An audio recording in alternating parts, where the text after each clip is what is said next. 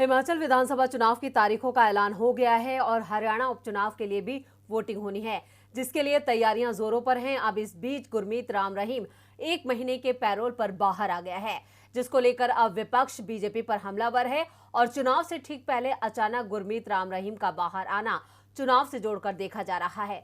आखिर क्या है वजह, देखते हैं ये रिपोर्ट। चुनाव आयोग ने कल यानी 14 अक्टूबर को हिमाचल विधानसभा चुनाव की तारीख का ऐलान कर दिया।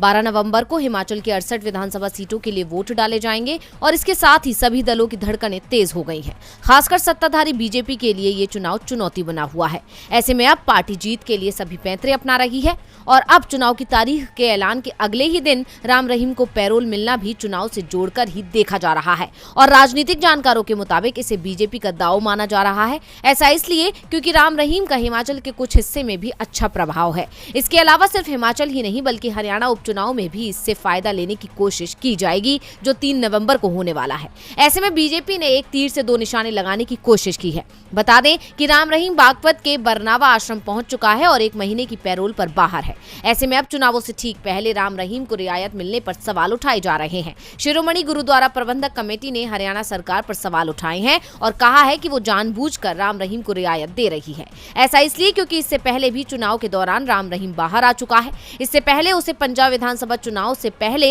21 दिन की पैरोल मिली थी, जब वह गुरुग्राम डेरे में रहा। फिर जून महीने में 30 दिन की पैरोल मिली। अब हरियाणा में नगर निगम सहित स्थानीय निकायों के चुनाव और आदमपुर विधानसभा सीट पर उपचुनाव होना है, साथ ही हिमाचल चुनाव भी है।